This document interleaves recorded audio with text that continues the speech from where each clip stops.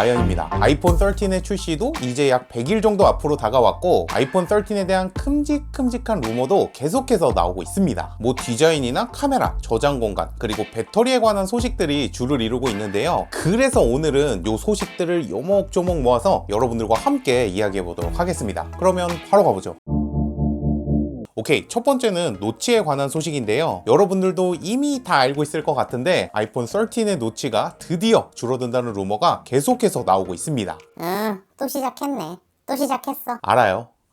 이 노치에 관한 루머는 10S 이후 매년 나왔던 떡밥인 거. 하지만 이번에는 정말로 줄어들 거라는 느낌이 아주 강하게 드는데요. 올해 1월 맥 오타카라는 아이폰 13의 수화부가 디스플레이 위쪽으로 이동하면서 노치가 현재보다는 좁아진다는 주장을 했어요. 그리고 디지타임즈에 따르면 애플이 아이폰 12 프로의 라이다 스캐너처럼 각기 다른 부품을 모듈 형태로 통합하면서 노치를 줄인다고 하는데요. 한 가지 흥미로운 건 맥 오타카라랑 디지타임즈는 노치의 가로가 좁아지는 형태로 줄어든다고 주장하는 반면에 지난번 영상에서 이야기했던 아이스 유니버스는 세로가 줄어들면서 더 얇은 노치를 가진다고 합니다. 그러면 도대체 누가 맞는 정보를 흘리고 있는 건지가 궁금한데 최근에 아이폰 13 시리즈의 전면 글라스라고 하는 사진이 공개되었어요. 그리스의 아이리페어라고 하는 수리 업체에서 5.4인치, 6.1인치, 그리고 6.7인치 모델명으로 하면 아이폰 13 미니, 13, 13 프로, 그리고 아이폰 13 프로 맥스의 전면 글라스를 공개한 건데요. 수리 업체가 어떻게 이렇게 빠르게 입수했는지 의심이 들었는데 최근 언박스 테라피에서 공개한 아이폰 13 프로 맥스의 더미 모델에서도 수화부가 프레임 쪽에 붙어 있으면서 노치가 좁아진 걸 확인할 수 있고요. 또 최근에 유출된 아이폰 13의 금형이라고 주장하는 사진을 봐도 수화부 구멍이 상단 프레임 쪽까지 올라간 모습을 확인할 수 있습니다. 이 프레임 유출은 2019년 아이폰 XS 시리즈에서도 있었고 그때도 10R을 포함한 3가지 모델이 그대로 출시됐었기 때문에 현재로서는 존 프로서가 작년에 예상했던 요 노치 모양이 이제서야 적용되는 것으로 보이네요. 4년을 기다렸는데 요만큼 줄어든 거면 요건 조금 너무 선 넘지 않나 싶은데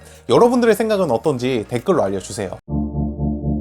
그리고 아이폰 13의 카메라에 관련된 소식도 조금씩 구체적으로 나오고 있습니다. 최근 맥 루머스는 아이폰 13 미니, 프로 맥스의 CAD 도면이 유출됐다는 소식을 전했는데요. 이 CAD를 바탕으로 만든 렌더링을 보면 아이폰 13 모델은 카메라의 센서 크기뿐만 아니라 카툭티도 정말 어마어마하게 커진 걸 확인할 수 있습니다. 맥 루머스에 따르면 아이폰 13의 카메라 범프 두께는 2.51mm, 13 프로는 3.65mm로 그냥 수치로만 봐도 12 시리즈에 비해서는 정말 엄청나게 두꺼워진 걸 알 수 있어요. 그동안 계속 우리가 장난으로만 이야기해왔던 발칸포 디자인이 점점 현실이 돼가는 것 같은 그런 느낌이죠. 하지만 더 커지고 두꺼워진 모듈만큼 카메라의 성능 자체는 눈에 띄는 변화가 있을 것으로 보입니다. 그리고 그 중에서도 초광각 카메라의 업그레이드를 우리가 가장 쉽게 체감할 수 있을 것 같은데요. 현재 출시된 아이폰 12 프로의 초광각 카메라는 f2.4 1200만화소의 5매 렌즈가 탑재되어 있어요. 하지만 올해 출시되는 아이폰 13 프로 라인에는 f1.8 값을 가진 6매 렌즈가 들어간다고 합니다. f값이 작으면 작을수록 빛을 더 많이 모을 수 있기 때문에 현재보다는 훨씬 밝고 선명한 초광각 사진을 찍을 수 있을 것 같고요. 저조도에서 찍는 야간 초광각 사진도 눈에 띄는 변화가 있을 것으로 보입니다. 그리고 밍치고는 여기에 더해서 이 초광각 카메라에 오토포커스까지 탑재된다고 주장했는데요. 초광각 카메라는 화각이 넓어서 많은 분들이 풍경 사진을 찍는 용도로 활용하잖아요. 그런데 만약에 이 초광각 카메라에 오토포커스가 탑재된다면 이렇게 다양한 화각에 재미있는 사진도 찍을 수 있지 않을까 하는 제 개인적인 생각입니다. 현재 시장에 나와 있는 스마트폰들 중에서 초광각 카메라에 오토포커스까지 함께 가지고 있는 제품은 아직 보지 못했거든요. 그래서 실제로 이렇게 출시하게 된다면 애플이 어떤 방식을 소비자한테 제시를 할지, 또 소비자들은 어떤 다양한 방법으로 이 초광각 카메라를 사용하게 될지도 정말 기대가 됩니다. 세 번째는 아이폰 13의 저장 공간에 관한 소식입니다. 새롭게 출시되는 아이폰 13은 최대 1TB 저장 공간 옵션을 선택할 수 있다고 합니다. 이 루머는 애플의 서플라이 체인으로부터 나온 이야기인데요. 단순히 애플의 수많은 서플라이 체인 중 한 곳에서 나온 이야기가 아니라 최근 눈썹을 빡빡 밀었던 존 프로서도 아이폰 13의 1TB 저장 공간 옵션을 주장한 적이 있어요. 그도 그럴 게 커지는 카메라 센서와 카툭티의 두께만큼 아이폰의 카메라 퀄리티도 점점 좋아지고 있잖아요. 플레어는 옵션은 빼고요. 그만큼 사진이나 영상이 차지하는 용량 자체도 기하급수적으로 늘어나고 있기 때문에 1TB 옵션이 아주 비현실적인 이야기는 아닌 것 같습니다. 근데 1TB면 도대체 얼마를 더 받아쳐?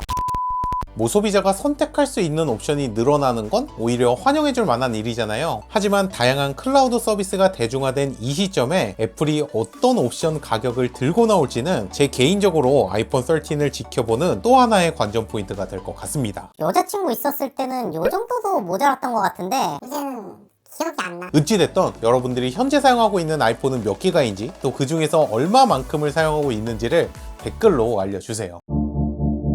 마지막은 배터리에 관한 정보인데요. 밍치고에 따르면 아이폰 13은 내부의 많은 부품들을 소형화하면서 아이폰 12보다는 더 큰 배터리를 가질 거라고 합니다. 사실 많은 분들이 아이폰 12 시리즈의 새로운 디자인을 반기면서도 배터리가 줄어든 게 못내 아쉽다는 의견이 많았잖아요. 실제로 아이폰 12 시리즈의 배터리 사이즈는 아이폰 12부터 295mAh, 프로는 231mAh, 프로맥스는 291mAh가 전작에 비해 각각 줄어들었습니다. 저도 아이폰 12 프로를 사용하면서 배터리가 조금 아쉽다는 생각을 했는데 아이폰 13은 배터리의 용량 자체가 늘어날 것으로 예상되기 때문에 실제 사용 시간은 얼마나 더 늘어나게 될지 기대가 되네요. 그래서 이렇게 최근에 나온 정보들을 종합해보면 아이폰 13은 쥐똥만큼이긴 하지만 어찌됐든 작아진 노치와 120Hz 주사율을 가진 디스플레이, 더 커진 카메라 센서와 배터리, 그리고 최대 1TB 저장 공간 옵션, 이 정도가 아이폰 13의 큼직큼직한 변화인 것 같은데 여러분들은 이 정도 변화에 대해서 만족을 하시나요? 아니면 뭔가 조금 아쉽다는 생각이 드시나요? 어찌됐든 제가 오늘 준비한 소식은 여기까지고요. 오늘도 시청해주셔서 감사하고 따봉도 감사하고 저는 다음 시간에 또 다른 영상으로 돌아오도록 하겠습니다. 그럼 안녕.